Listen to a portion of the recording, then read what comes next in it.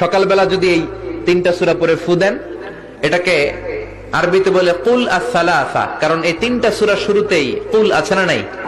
কুল হুয়াল্লাহু আহাদ, কুল আউযু বিরাব্বিল ফালাক, কুল আউযু বিরাব্বিন নাস।